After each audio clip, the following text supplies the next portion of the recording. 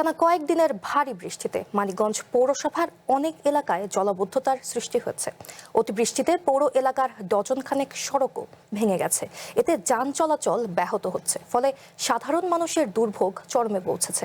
তবে জলাবদ্ধতা ও সড়ক ধসের জন্য ঠিকাদারদের গাফিলতিকেই দায়ী করছেন পৌরসভার প্রকৌশলী। মানিকগঞ্জ পৌর শহর, এখানে গুরুত্বপূর্ণ সড়কগুলোতে নেই কার্যকর ড্রেনেজ ব্যবস্থা, ফলে সামান্য বৃষ্টিতেই সৃষ্টি হয় জলাবদ্ধতা। গত কয়েকদিনের টানা বৃষ্টিতে শহরের বেশিরভাগ সড়কই তলিয়ে গেছে।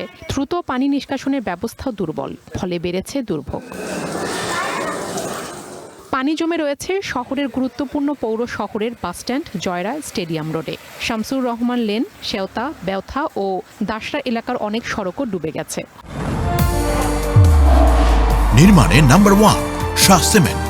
অনেক জায়গায় হাঁটু সমান পানি জমেছে, এতে ব্যাহত হচ্ছে যানবাহন চলাচল। আবার কোথাও কোথাও পানি নেমে গেছে, কিন্তু সড়কে জমে থাকা কাদামাটির কারণে দুর্ভোগ চরমে পৌঁছেছে স্থানীয়দের।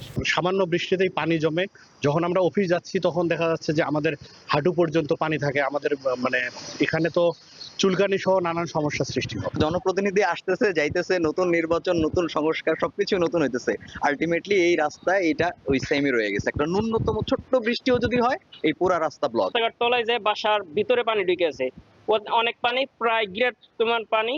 এর জন্য ভাই এখন থাকার মতন পরিস্থিতি নাই। আমাদের বাসার ভিতরে পানি ঢুকে গেছে, এর জন্য আমরা এখন এই যে বাসা থেকে চলে যাচ্ছি। জলাবদ্ধতার দুর্ভোগ আরও বাড়িয়েছে টানা বৃষ্টি। এতে এলাকার ডজন খানেক সড়কের বিভিন্ন অংশ ভেঙে বড় বড় গর্তের সৃষ্টি হয়েছে। কোথাও কোথাও সড়কের এক পাশ ধসে পড়েছে, আবার কোনো কোনো স্থান দেবে গিয়ে চলাচলের অনুপযোগী হয়ে পড়েছে। এতে রোজই দুর্ঘটনার ঝুঁকি নিয়ে চলাচল করছেন চালক ও পথচারীরা। রাস্তাটা ভেঙে যাওয়া তো জনগণের দারুণ অসুবিধা হইতেছে।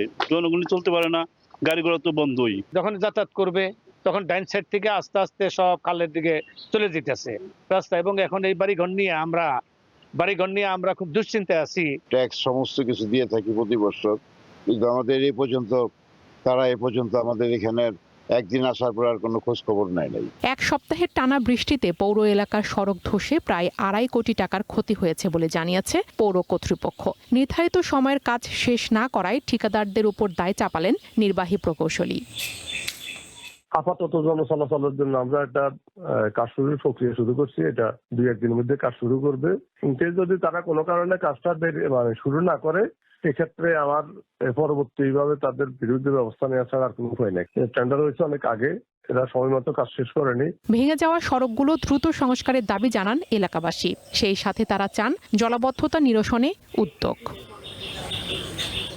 One national desk.